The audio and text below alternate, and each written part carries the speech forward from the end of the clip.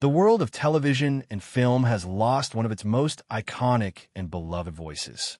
Gene Shalit, the longtime movie critic and arts reporter for NBC's Today Show, with his bushy hair, massive handlebar mustache, and affection for groan-inducing puns, has passed away at the extraordinary age of 100. His death marks the end of a century-long journey filled with extraordinary experiences, and the end of a career that helped shape how millions of Americans thought about movies, books, and the arts for more than 4 decades. There was no dramatic final interview, no long farewell tour, and no public ceremony to mark his passing. Just the quiet, peaceful realization that the man who became a fixture in American households is no longer with us. Gene Shalit was born on March 25, 1926, in New York City, New York, and from the very beginning, he was drawn to the world of storytelling, to the craft of journalism, and to the kind of connection that comes from speaking directly to an audience. He didn't start out as a national voice. He didn't become an overnight sensation. He started as a young reporter with a notebook, a passion for the arts, and a voice that could make even the most ordinary moments feel like they were speaking directly to your soul. He was not the kind of critic who sought the spotlight. He was not the kind of critic who wanted to be famous. He was the kind of critic who believed that movies were a way to connect, to heal, and to make people feel less alone. That was who he was, and that was why he became the face of film criticism on national television. His breakthrough came in 1970, when he joined NBC's Today Show, and he became the arts editor in 1973, serving in that role for more than 40 years until his retirement in 2010. He quickly established himself as one of the most talented and consistent critics in the industry, reviewing movies, writing columns, and becoming one of the most trusted voices in the world of entertainment. He was known for his middle-of-the-road critical approach, his wit, his warmth, and his ability to stay neutral even when the pressure was at its highest. He was not the kind of critic who needed a shout to be heard. He didn't need to make grand gestures to be remembered. He just needed to be present, to be real, and to be honest in the way that only a true journalist can be.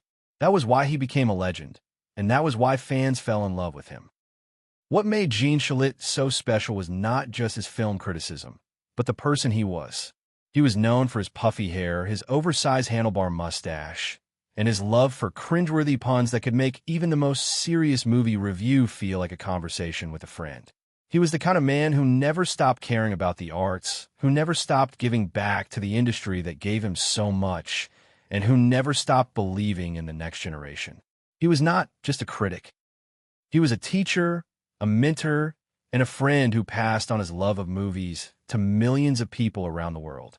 He made every review feel real, made every discussion feel important, and made the idea of art feel possible. That's the kind of impact he had on his fans, and that's the kind of legacy that can't be taken away by death, no matter how painful it may be.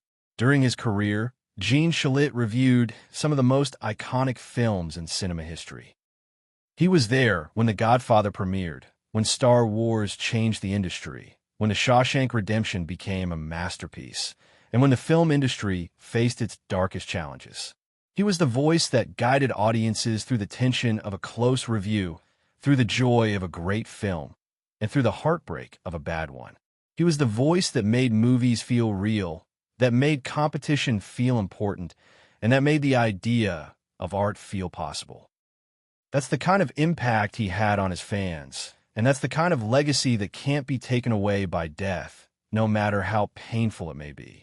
The exact cause of Gene Shalit's death has not been publicly disclosed, and for now, that detail remains respectfully private, shielded by his family and the people closest to him.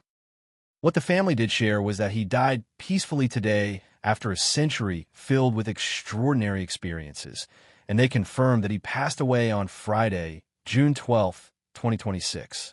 What is clear, however, is the impact of his passing. The television and film world has been flooded with tributes from fellow journalists, from actors, from directors, and from people who grew up watching his reviews and finding comfort in his words. Some have shared stories of the first time they heard him review a movie. Others have talked about the way his voice made them feel when they were going through the hardest times of their lives. And still others have simply written that his narration was the soundtrack to their lives. Those stories are not just about film. They're about the way Gene Shalit made people feel, the way he made them believe in themselves, and the way he made them feel less alone. For fans, Gene Shalit's legacy will live on in the reviews that defined a generation, in the movies that still bring people to their feet, in the quiet moments when they watch old footage of him and feel like they're being watched by someone who truly understood the craft. He was not just a critic. He was a companion, a friend, and a source of comfort for millions of people around the world. He made every review feel real, made every moment feel important, and made the idea of art feel possible. That's the kind of legacy that can't be taken away by death, no matter how painful it may be. His voice will continue to echo through the decades, through the radio, through the broadcasts, and through the hearts of everyone who ever believed in the work he did. Gene Shalit tied the knot in 1950 with Nancy Lewis, and they had 6 children together: Peter, Will, Emily, Amanda, Navina, and Andrew Shalit. Nancy passed away in 1978, but Gene found joy in his family, in the conversations that mattered, and in the connections that lasted. His family has released a statement honoring his life, his work, and the kind of man he was. They spoke of his love for his family, his dedication to his craft, and the way he made them feel like they were the most important people in the world. Those words are not just about grief.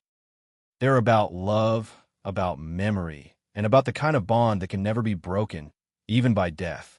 If you've ever been moved by Gene Shalit's voice, if you've ever watched his reviews on The Today Show, or if you've ever been touched by the way he brought so many stories to life, take a moment to honor his memory.